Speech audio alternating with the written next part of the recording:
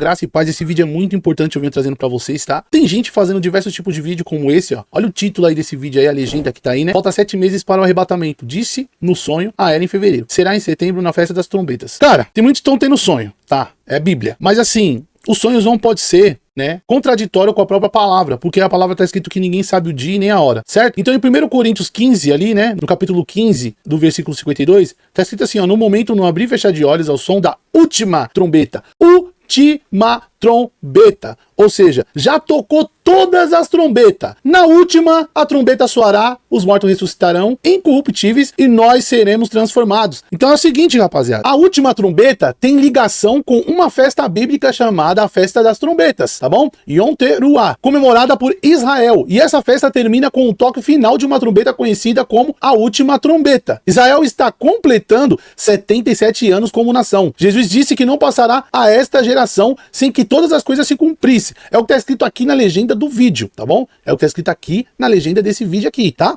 Então em Mateus, do capítulo 24, do versículo 32 ao 34, aprende a lição da figueira. Quando os seus ramos se renovam e as folhas brotam, vocês sabem que o verão está próximo. Assim também, quando virem todas essas coisas, saiba que ele está próximo às portas. Aí eu tava vendo esse vídeo aqui, né?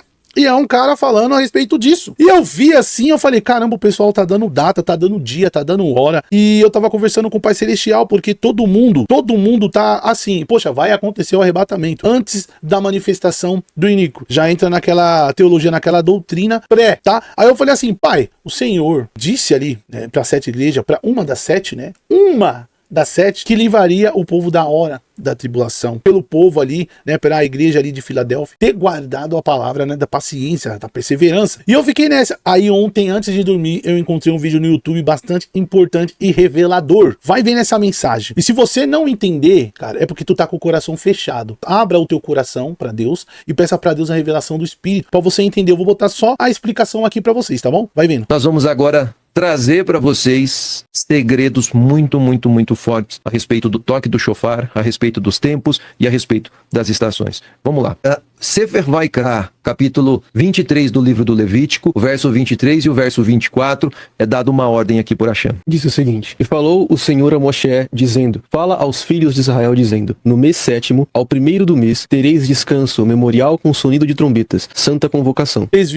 Vocês viram que tá falando sobre o mês 7º, e naquele vídeo tava falando que era daqui a 7 meses. Vai vendo isso aqui que é muito importante. E aí tem os toques, pode. E aí o Gabriel vai ler para você. Eu coloquei aqui do nosso lado, do meu lado aqui tá o hebraico, da direita para a esquerda, e do outro lado tá o transliterado para que todos possam acompanhar. Mas são 4 tipos de toque de shofar que nós temos nas celebrações de Rosh Hashanah. E esses 4 toques que nós temos, o primeiro toque é chamado de Tekiah, o segundo toque nós chamamos de Shvarim, terceiro toque Teruah, e o quarto toque é Tekiah Gidolá. O Tekiah Gidolá, ele é o mesmo toque do primeiro, se chama Tekiah. Só que ele é um Tekiah Gidolá. Gidolá quer dizer grande, Gadol, né? Então é um Tekiah longo, alongado. Né? O que cada um desses 4 toques... É óbvio que dentro da literatura judaica você tem diversas explicações a respeito da parte mística que esses toques têm. Dentro dos estudos da Kabbalah, nós vamos também aprofundar sobre o que esses toques significam e o que esses toques produzem de impacto, né, no mundo físico, no mundo espiritual e na essência humana. Nós sabemos que em diversos momentos o povo de Israel, através do toque de shofar, Hashem agiu em favor do povo de Israel. Nós sabemos disso. E nós sabemos que o próprio Hashem, o próprio Deus, o Todo-Poderoso, deu para o povo de Israel essa festa do toque do shofar. O nome da festa é o nome de um dos toques, né? Então, o Yom Teruah, o dia do toque do brado, ou o dia do brado, que hoje é conhecido como Rosh Hashanah, você também conhece como o Ano Novo Judaico, e na tradição judaica é considerado como o dia da criação de Adão, ou seja, quando a criação faz aniversário. Por isso que o nosso ano, ele vira no período do Rosh Hashanah, que é o dia do Yom Teruah, que é o dia do toque do shofar. Então é quando começa um novo ciclo agrícola, quando começa uma nova contagem de anos para nós, embora o calendário religioso comece no mês de Abib, que é a primavera, que é quando celebramos o Pessah, que foi a data da nossa libertação da Eretz Mitzrayim, da terra do Egito. Vocês entenderam o que ele quis dizer? Que até a criação tem uma data. Eles, né, têm uma data comemorativa até pro aniversário da criação, cara. Então isso daí não é de agora, né? Isso daí é uma tradição que o próprio Pai, né, deu ali pro seu povo não ficar perdido em meio às leis do mundo, em meio aos calendários que o homem, né, iria mudar nesse mundo. Então vai vendo. Mas o Teruá, então, ele dá um início para nós de um novo ano no Yom Teruá, que é conhecido hoje como Rosh Hashanah, que é o ano novo judaico. Então, muito se fala a respeito desses toques e o que eu vou trazer aqui hoje é extremamente importante. O primeiro toque que nós fazemos, que é o Tekiá, que ele é um toque alongado. E eu vou dar alguns segredos para esses toques, não é? Então, imagina que o povo de Israel, que é a nação sagrada, está acampando no deserto e a coluna de fogo, a coluna de nuvem. Quando a coluna se levantava, o povo levantava acampamento para partir. Quando a coluna repousava, o povo, ele armava as tendas para ficar ali naquele local durante o tempo que a coluna ali ficasse. Agora imagina Moshe Rabbeinu tendo que conduzir, que liderar mais de 600 mil homens com mulheres e crianças, passando aí seguramente de 3 milhões, 4, 5 milhões de pessoas, porque as famílias eram grandes com muitos filhos. Então imagina aí 3, 4, 5 milhões de pessoas no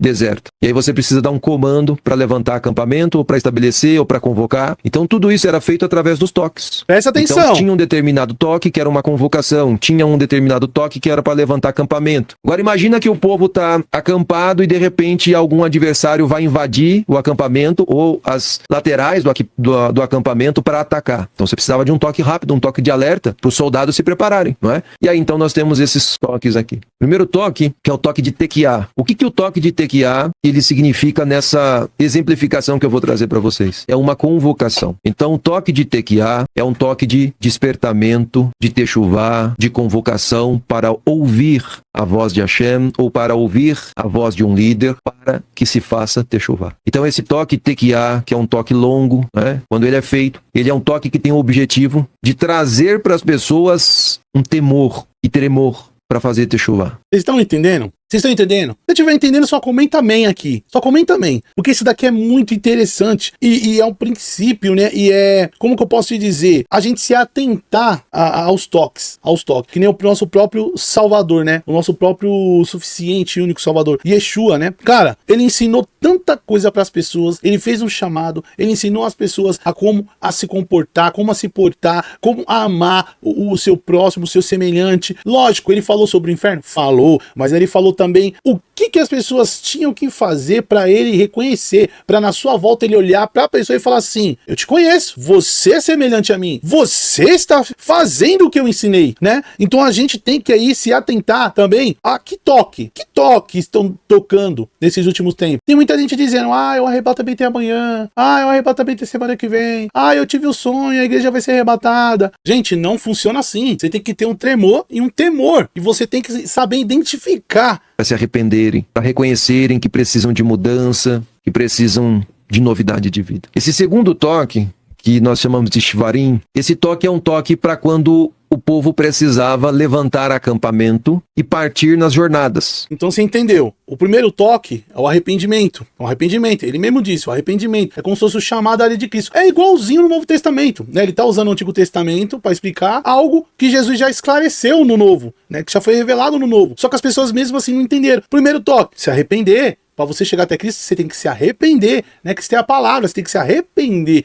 do seu mau caminho e se endireitar no caminho verdadeiro, né? O segundo toque, ir de pregar o evangelho. Já se arrependeu? Tá sabendo as escrituras? Agora vá, né? Caminhe, vá no caminho, viva o caminho, siga o caminho, né? Melhor dizendo, siga o caminho, viva a palavra. Quando o povo esteve peregrinando no deserto, eles fizeram várias paradas e várias jornadas. Lá em Bamidbar, capítulo 31 ou 33, um dos dois eu não me lembro agora de cabeça, está descrito as jornadas que o povo fez. E aí nessas jornadas, então eles tinham que levantar acampamento ou fixar acampamento. Então era feito esse toque de Shivarim, que era um toque para que eles levantassem acampamento. Então é um toque para caminhar, não é? É um toque para partidas, para que as tribos levantassem e andassem. E nós temos esse outro toque que é chamado de Teruá, que seria um brado, e esse toque é um toque de alerta, que se por acaso estivesse o acampamento sendo invadido, você tocava esse toque, que ele é um toque picado, mais rápido, mais ritmado, as pessoas entravam em estado de alerta e se preparavam para o confronto, se preparavam para a batalha. E nós tínhamos aqui o toque chamado Tekiá Gdolá, que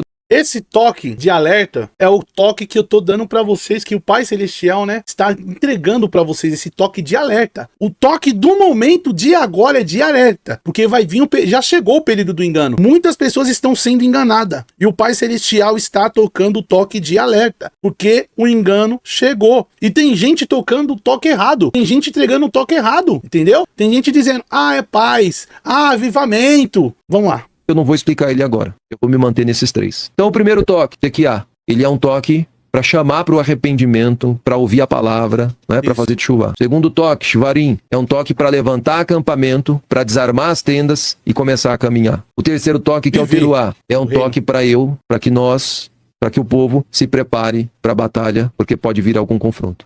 E vai vir um confronto, tá? O pessoal tá disperso. Agora eu quero que você entenda esses toques e entenda o que Shaul Hachalia está dizendo lá na epístola que ele escreve para Corinto, quando ele diz assim, ó, porque o que toca a trombeta, se der o sonido incerto, como se preparam para a batalha? É isso que ele está dizendo lá. Então é disso que ele está dizendo. Então, imagina assim, eu quero que você analise. Imagina que a pessoa tem que tocar o shofar e o exército inimigo está vindo atacar. Qual é o toque que ela precisa fazer? Ela precisa fazer o toque de teruá, para que os soldados se preparem, peguem as armas, para que as mulheres e as crianças vão para dentro da tenda se proteger num lugar seguro, para que haja ali condições de que o povo seja defendido, que o povo possa se defender. Agora imagina se na hora que é para se preparar para a batalha, o tocador toque um toque de tequiá, convocação para arrependimento e techuvá. Olha só, o que vai acontecer? Várias pessoas vão se ferir, as pessoas vão perder a batalha. Por quê? Porque estão ouvindo um toque errado para aquele momento. Ele colocou aqui em pauta, usando o arrependimento como exemplo. Porém, é para as pessoas se arrependerem, porque é no arrependimento que você guerreia contra o mal. É se arrependendo que você se torna forte e você volta pro caminho, tá? E você guerreia. Então, assim, o que ele poderia afirmar aqui, né? Sobre o toque de uma falsa mensagem. Tipo assim, um toque de vamos ser retirado daqui da terra, que é o que as pessoas estão dizendo.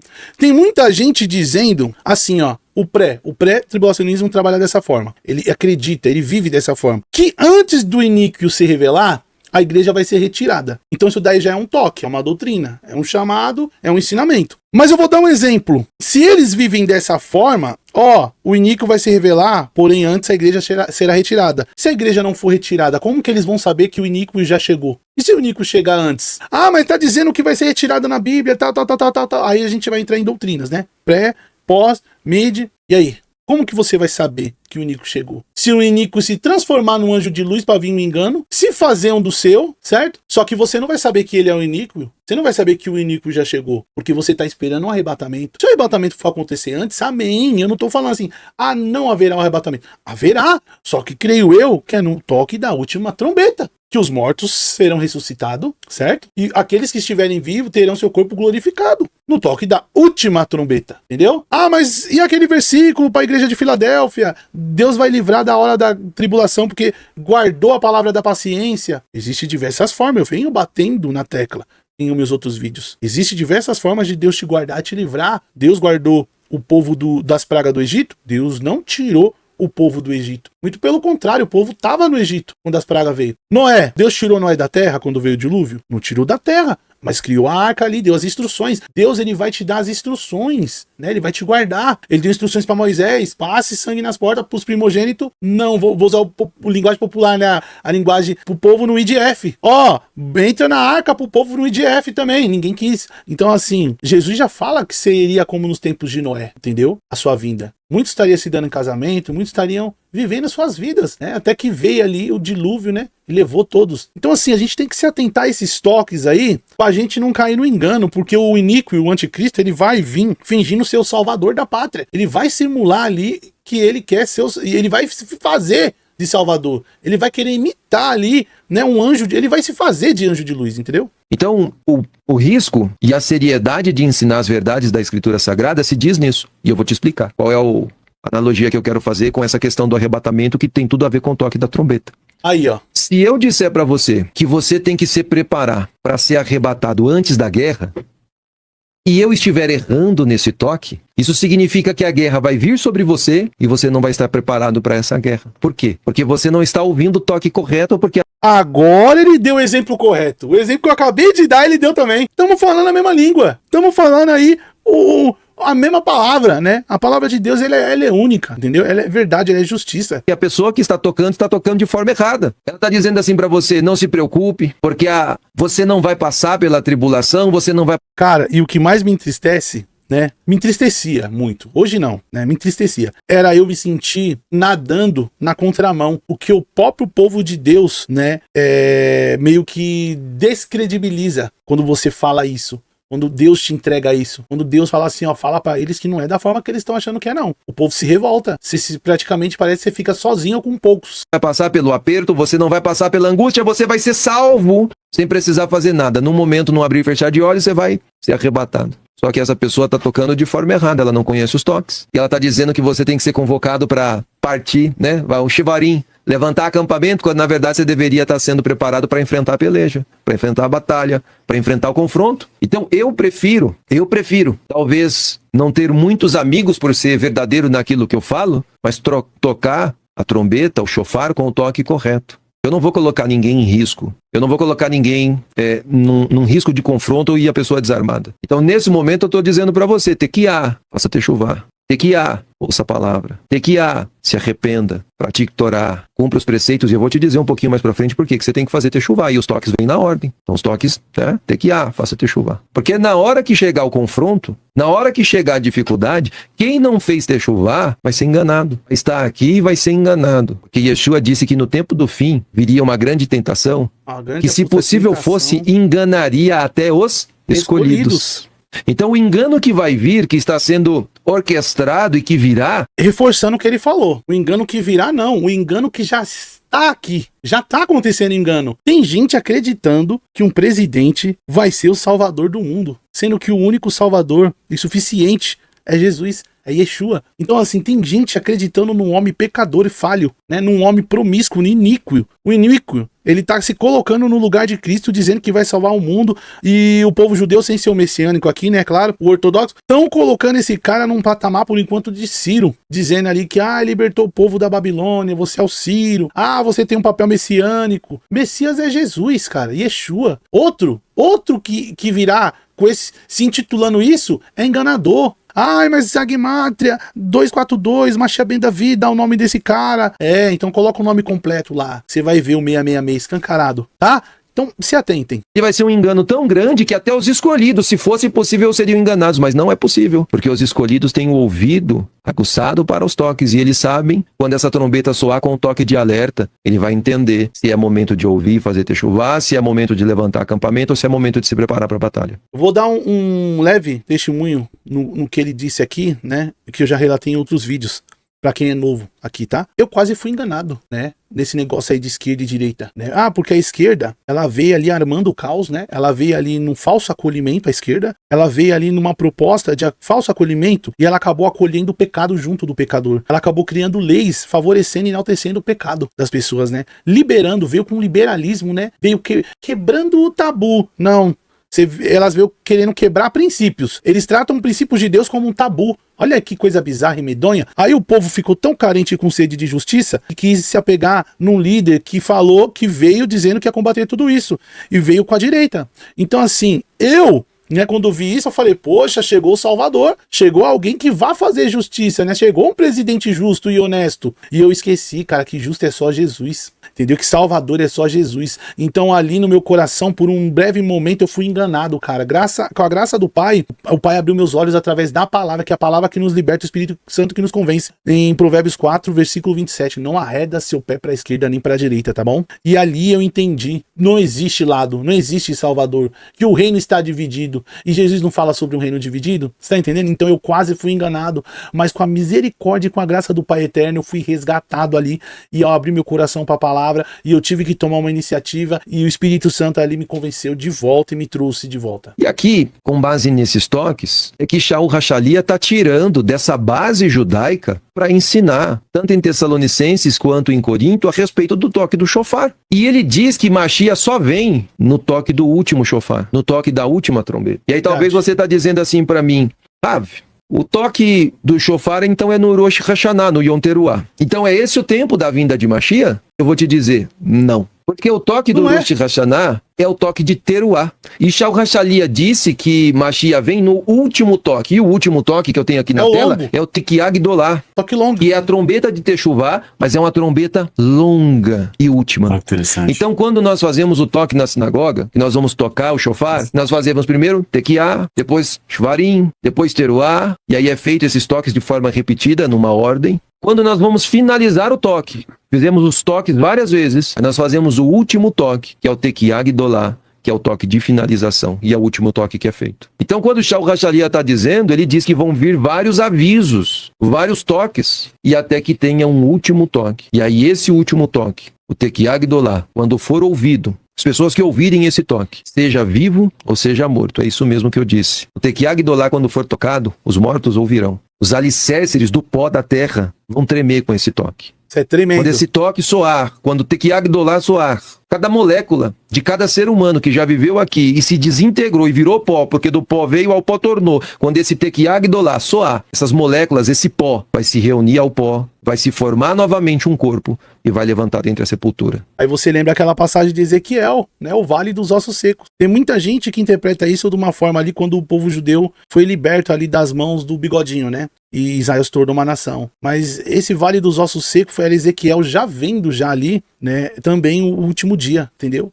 A última trombeta ali, porque Ezequiel pergunta, né, pra Deus, né, pergunta pra Yeshua, né, Senhor, poderá esses ossos reviver? Aí Deus fala, profetiza, e ele profetiza, e os ossos começam a se juntar. Então isso é tremendo. Essa esperança que nós temos de ouvir. E os que estiverem vivos vão ser transformados.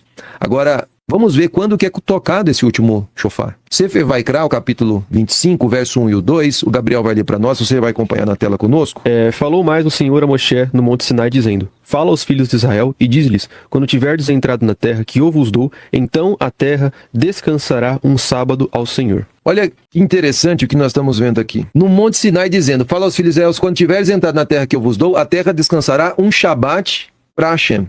Um Shabat para Hashem. Ok. Aí eu quero também ver aqui com vocês o próximo slide, Yeshayahu, Isaías, 27, você vai acompanhar aí na tela, e eu quero que você preste atenção, porque eu tenho certeza que você está fazendo parte disso aqui. Essa profecia de Yeshayahu, capítulo 27, porque os seus ouvidos têm ouvido, têm escutado esse shofar. Diz assim, ó, verso 12 do capítulo 27, o Gabriel vai ler, você vai acompanhar. Será naquele dia que o Senhor debulhará seus cereais desde as correntes do rio até ao rio do Egito, e vós, ó filhos de Israel, sereis escolhidos um a um. Preste atenção no que Yeshayahu está dizendo. Vós, ó filhos de Israel, sereis escolhidos um a um. E aí no verso 13 ele diz assim, ó, e será naquele dia, que se tocará, preste atenção, uma grande trombeta. Agora eu coloquei aqui para vocês na tela, da direita para a esquerda, em hebraico, que tá assim, ó, Itaká, Beshofar, Gador. Então vai se tocar um shofar grande. E os que andavam dispersos e que foram desterrados, eles retornarão e adorarão a Hashem no Monte Santo em Jerusalém. Agora, e eu coloquei aqui novamente para vocês, e qual é o último toque que nós temos? O Tekiah Gdolá, ou seja, o toque grande. Agora o próximo slide, Matitiahu, Mateus capítulo 20, Vaikra, Levítico 25, ele vai dar aqui a ordem sobre o Yoel, sobre o jubileu, que eu expliquei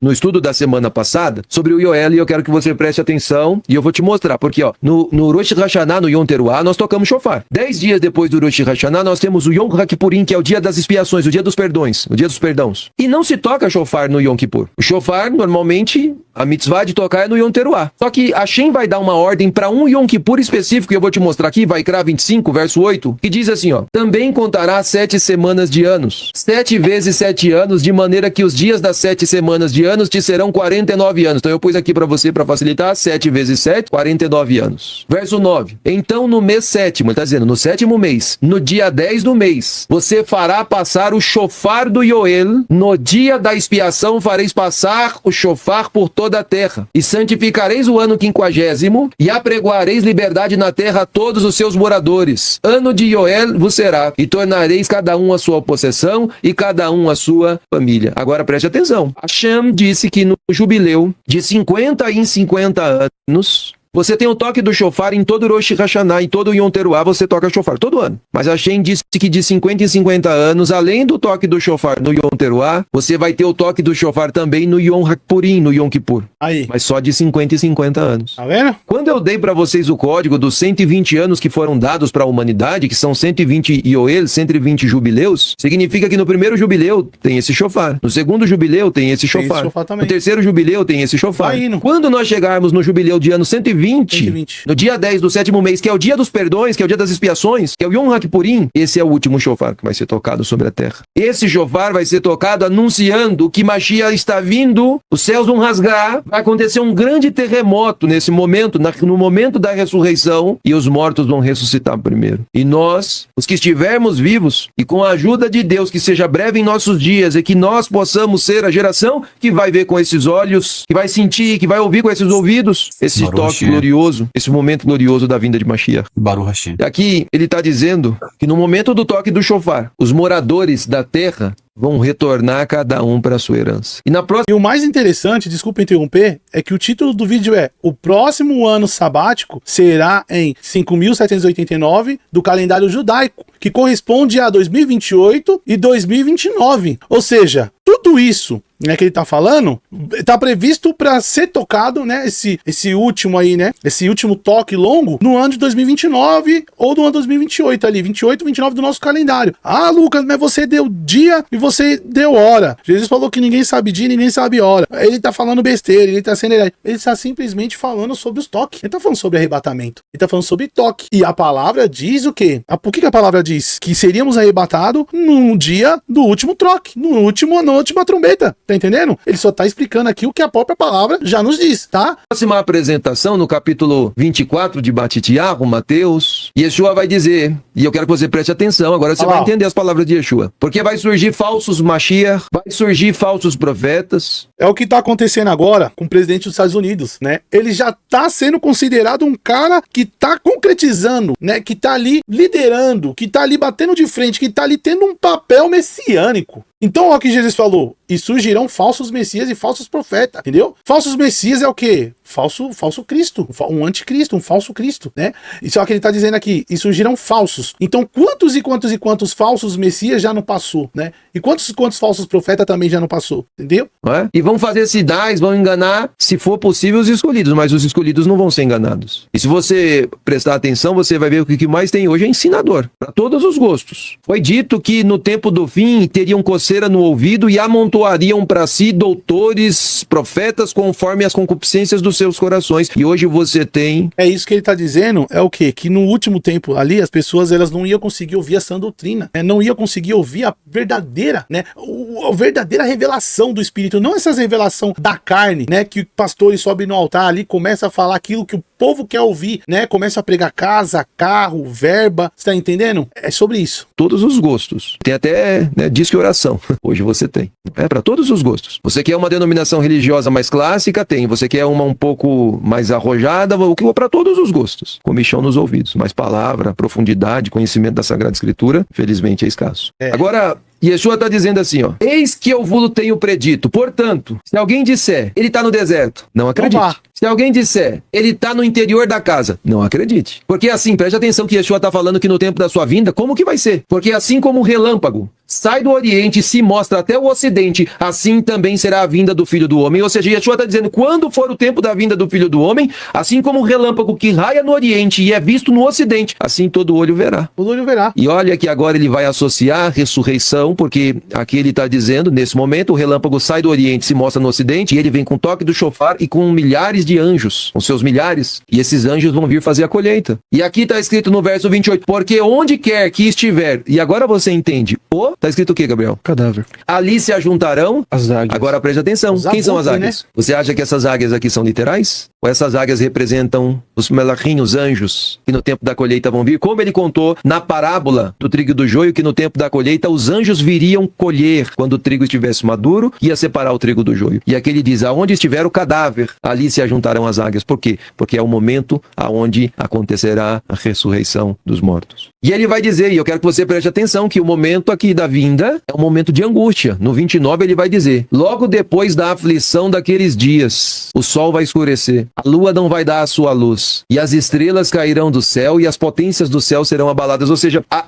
estrutura desse mundo criado vai sofrer um cataclisma gigantesco e nós já estamos percebendo isso. É o fim do mundo mesmo, rapaziada. É o fim do mundo mesmo. Sabe o fim do mundo? Sabe aquele... É como se fosse aquele filme 2012? O negócio vai ser doido, né? Vai ser doido, que eu digo, de deixar a pessoa doida. Locais com inundação, seca extrema, sol extremamente aquecido, queimadas e mais queimadas em matas em vários locais do mundo. A criação dá sinais, geme e chora, mostrando que, como as dores de parto daquela que está grávida, nós estamos vendo a natureza muito perto. Ele diz assim, ó: então aparecerá no céu o sinal do Filho do Homem, e todas as tribos da terra lamentarão e verão o Filho do Homem vindo sobre as nuvens do céu com poder e grande glória. E ele enviará os seus anjos, preste atenção. Com o quê? Com rijo, clamor de trombeta, clamor de chofar, os quais ajuntarão seus escolhidos desde os quatro ventos, de uma a outra extremidade dos céus. E aqui eu quero fazer um parêntese sobre esses quatro ventos. O qual ajuntará seus escolhidos desde os quatro ventos, de uma a outra extremidade dos céus. Bom, galera, acabou por aqui. É um vídeo bastante edificante, né? Um vídeo maravilhoso, tá? Ficou incrível, ficou incrível. Espero que vocês tenham gostado. Todos fiquem com Deus, certo? E até o próximo vídeo.